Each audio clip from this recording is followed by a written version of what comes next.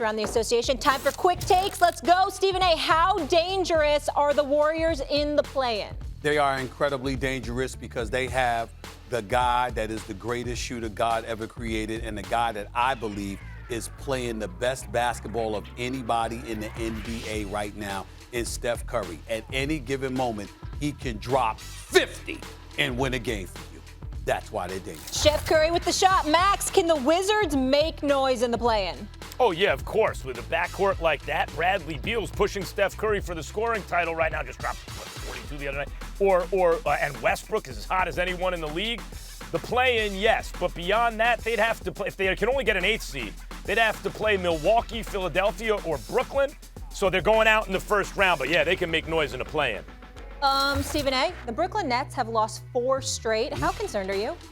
Well, there's reason to be concerned because health is an issue in terms of James Harden. My attitude, however, is that as long as they have Kevin Durant, they're going to be just fine. As long as they have Kevin Durant and one or the other, they're going to be fine. They have the big three. Obviously, they're unstoppable. But I think Kevin Durant is the X factor because there is no answer for him no matter where you turn. I don't care if it's Milwaukee. I don't give a damn about a block shot that the Greek Freak recorded against them on a pull-up jumper late in the game when they played each other last week. Please. This is Kevin Durant that we're talking about. KD Trey, who I believe is the most unstoppable offensive force. Him and Steph Curry's the greatest shooter. Yeah. But Kevin Durant, 6'11", 7'6" wingspan, there's no answer for him come postseason time. And as long as he has Kyrie or James Harden, obviously I still consider them the favorites to come out of the Eastern Conference because I think Kevin Durant is that lethal. Without him, Brooklyn doesn't have a chance. They might not even make the conference finals. Fair enough. Max, let me ask you this. Obviously, we haven't seen James Harden since April 5th. He's been dealing with that hamstring injury, but he says that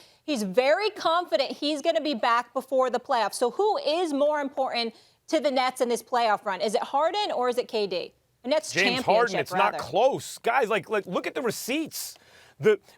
Harden showed up on the team. No continuity, no nothing, not even in shape. A walking triple-double with 30 points in wins, just with KD, no Kyrie, right? Then KD goes down, just Kyrie. He scorches the league. Then Kyrie misses games. Just James Harden, he beats teams.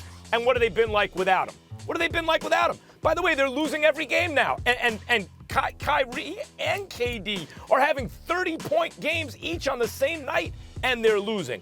James Harden is by far the most important player on that team. And I'm telling you this right now, Stephen A., with him, nobody goes 7 games with him in the East or the West if they're all healthy. Without James Harden, they won't even make the conference finals. No James Harden, I'm telling you right now, the conference finals is Philly, Milwaukee.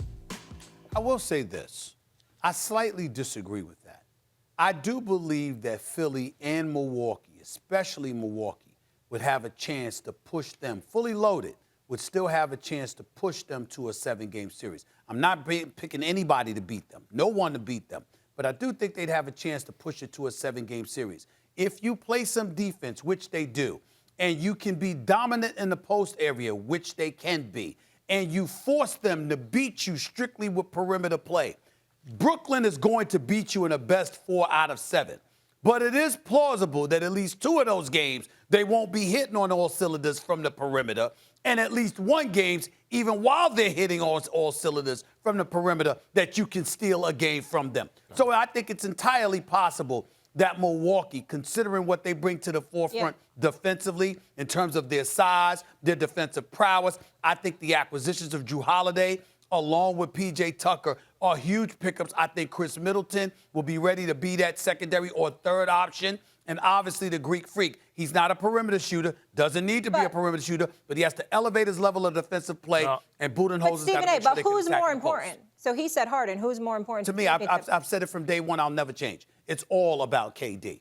KD. Even though with Harden they win 80% of their games. It doesn't matter. This is not the playoffs. If KD is ready, come playoff time, okay, you're talking about a championship. If KD ain't ready, you ain't even talking about a berth in the finals. No, I don't feel that way. Max? I don't feel that way. I think with Harden and Kyrie have a chance maybe to get to the conference finals without KD. Got a chance. We saw I how just don't far think you Harden do it. could take a Rockets team that was totally undermanned against KD with Steph and Clay and Dre and everyone came that close to beating them, a fully loaded Warriors team because, and by the way, CP3 couldn't even play most of that game because they had James Harden. And the basketball that James Harden has been playing this year. Stephen A., you talk about like if you can defend, it doesn't matter. You can't defend the Nets because they'll pass up a good shot for a great shot because James Harden is the brains behind the operation. D'Antoni's sitting on the bench. He is orchestrating an offense, and he has weapons named KD and Kyrie. Don't let their fourth option, Joe Harris, get open. He's the best shooter on the team. Resistance is futile. There is nothing you can do against that Nets offense if they're all healthy. Yeah, but that shows your lack of knowledge about basketball because even when there is nothing that you can do, sometimes you beat yourself because it just ain't your day. Things happen. That ain't gonna happen. What I'm saying, again, it's not going to happen in terms of losing a series if they're fully loaded. But I'm saying there are games in that series they could lose. Now you take KD away from the equation, and you're talking about the size. You're talking about play slowing up in postseason time. You're talking about being dominant on the interior, relegating you to being perimeter players. You're talking about officiating, which unfortunately has played a role on far too many occasions. Well, you know how I feel. I feel officiating played a role in LeBron capturing the championship in Cleveland. Don't get me started with that. So the point is that why all can't of these Kyrie things, and KD watching win? basketball the way that I have, all of these things are very, very plausible. If the Nets are fully loaded, they win in the chip. Without KD, it ain't happening. Why can't they win without Harden? Look at the record. I know you said, I'm with you. Regular season, postseason, there's a difference. Playoffs, there's a difference. But they lose almost every game this dude doesn't play. And they win, they're 500 without him. Less than 500 now. They almost win every game he plays. Why is that? Well, you got to remember, KD missed some of those games, too.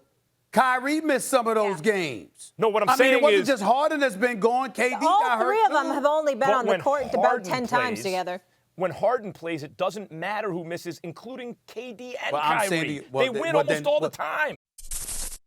Thanks for watching ESPN on YouTube. For live streaming, sports, and premium content, subscribe to ESPN+.